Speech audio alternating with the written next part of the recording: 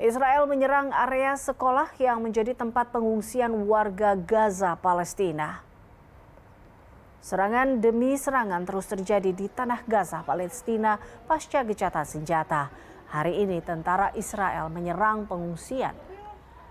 Nampak kepanikan warga Gaza terjadi sesaat usai serangan terjadi.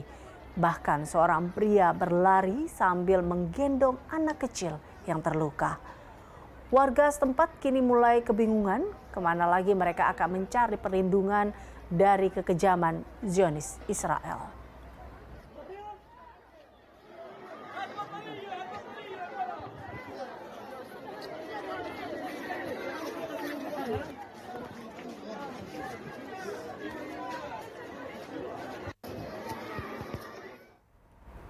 Dan pemirsa, kita akan membahas kondisi warga Gaza Palestina bersama dengan pengamat Timur Tengah dari Universitas Padjadjaran.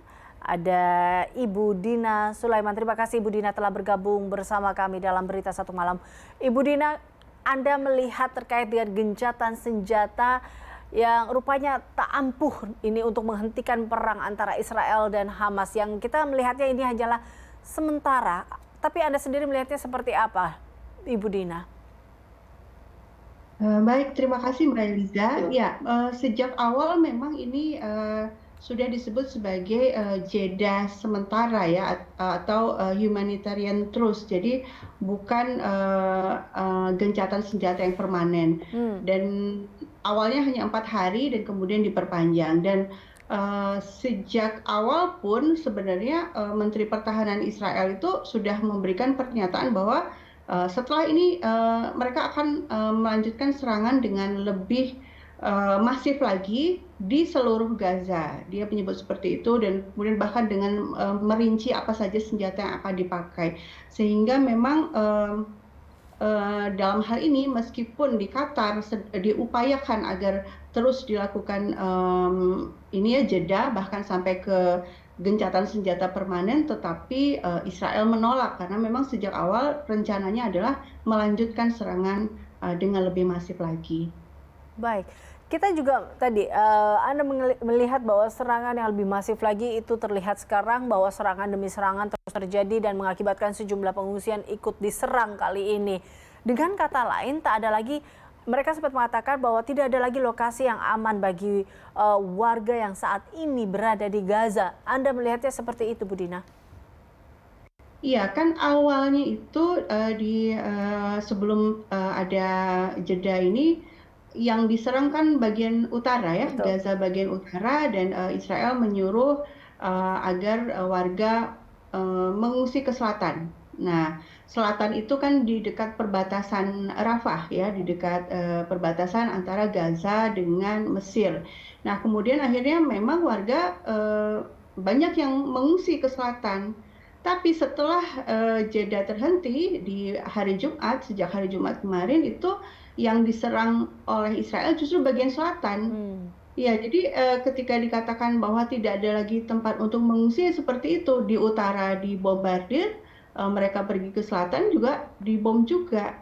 Artinya ini Israel sudah dengan ya sejak tanggal 8 memang itu ya sudah dengan terang-terangan melakukan tindakan kejahatan yang sudah masuk kategori genosida. Menurut pasal 2 Konvensi Jenewa, genosida itu kan adalah kejahatan yang dilakukan dengan niat untuk menghancurkan sebuah kelompok etnis atau kelompok agama gitu ya, atau kelompok ras tertentu, baik sebagian atau keseluruhan. Nah, ini sudah masuk ke kategori ini karena juga dari sisi tujuan, dari sisi niat itu kan sudah dinyatakan secara terbuka juga oleh para pemimpin Israel gitu ya. Misalnya Menteri Pertahanan Israel itu ketika mengatakan bahwa kami akan memblokade seluruhnya, baik itu air, makanan, bahan bakar, tidak bisa masuk ke Gaza, itu kan artinya memang ingin menghancurkan keseluruhan. Nah, itu dia. Itu kan gini, kalau kita lihat dari gambar-gambar yang ada saat ini, dari setiap berita yang masuk, terlihat betul nyata seperti itu. Tapi Anda melihat bahwa peran negara-negara lain, dialog antar negara-negara lain yang menyatakan untuk perdamaian di tanah Gaza, Anda melihat upaya-upaya ini seperti apa sejauh ini? Bahkan kita lihat kemarin Ibu Menteri Luar Negeri Bu Retno pun sempat geram pada saat ia berbincang di depan dialog tingkat tinggi pada saat itu dengan PBB. Anda melihatnya seperti apa, Bu Dina? Ya, ini ya memang negara-negara melakukan berbagai upaya ya di forum-forum internasional, di PBB, di OKI, di Liga Arab gitu. Tapi perdamaian tidak akan mungkin terjadi kalau gitu ya ada satu pihak yang berkeras untuk melanjutkan serangan. Nah, sementara pihak yang dianggap bersalah itu justru korban gitu ya. Jadi seolah-olah ini blaming the victim. Uh, uh, Awal kejadian itu selalu disebut-sebut tanggal 7 Oktober. Ya ini gara-gara orang Palestina sendiri yang menyerang di tanggal 7 Oktober. Padahal ketika kita bicara soal sebab, soal akar permasalahan, itu akarnya itu sejak 75 tahun yang lalu ya kan. Pengusiran, pembunuhan, pemerkosaan di tahun 48 ketika kelompok-kelompok Zionis ingin menguasai 55% wilayah Palestina.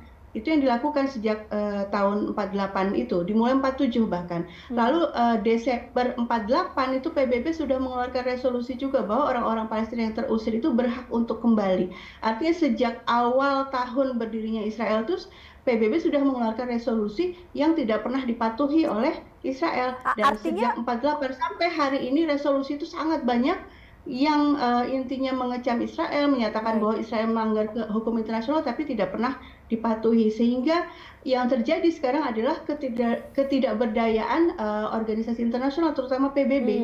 Ya, karena Israel seolah tidak tersentuh. Nah, tidak bisa itu dia. dihukum, sudah 75 Itu dia, tahun. Ibu Dina. Kalau ada tadi mengatakan bahwa seolah-olah Israel tidak tersentuh dengan tadi peran dari PBB di sini, ada yang sudah sebenarnya resolusi yang dikeluarkan. Artinya selama ini segala hasil-hasil yang dikeluarkan di sini ini tidak berjalan dengan semestinya. Artinya apakah dunia menutup mata atau PBB menutup mata dengan apa yang terjadi saat ini? Anda melihatnya seperti itu? Ya, kalau kita berharap pada mekanisme PBB, sepertinya memang sampai hari ini itu mekanisme yang buntu. Kenapa? Karena PBB sendiri itu ada hak veto ya diberikan kepada 5 negara besar dan Amerika Serikat sebagai negara yang paling berperan dalam mendukung Israel, memberikan dana rata-rata 20 juta US dollar per hari, yaitu dana hibah untuk Israel, senjata, bom, dan lain-lain itu disumbangkan ke Israel, itu selalu memanfaatkan hak vetonya untuk mencegah adanya langkah konkret dari PBB.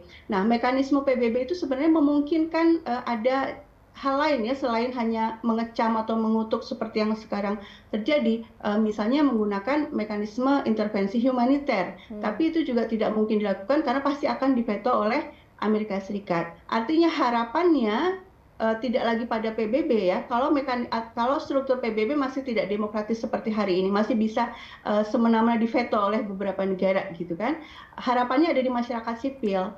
Artinya kita masyarakat sipil itu bisa membantu dengan caranya masing-masing. Yang pertama terus bersuara di media sosial, di berbagai forum untuk menggalang opini publik sedunia gitu ya. Untuk memaksa pemerintahan, terutama pemerintahan negara-negara besar untuk mengubah kebijakan luar negeri mereka terhadap Israel, terutama Amerika Serikat ini yang berperan ya.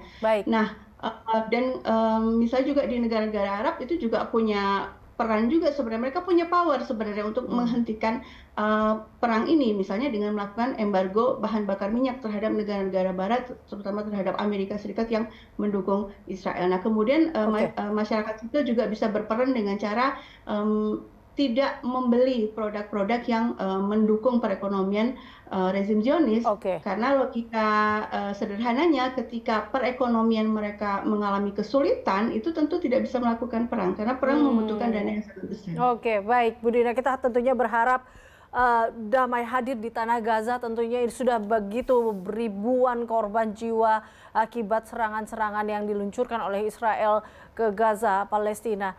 Terima kasih Bu Dina telah bergabung bersama kami, dan pemirsa, demikian perbincangan kami bersama dengan pengamat Timur Tengah dari Universitas Padjadjaran, Ibu Dina Sulaiman.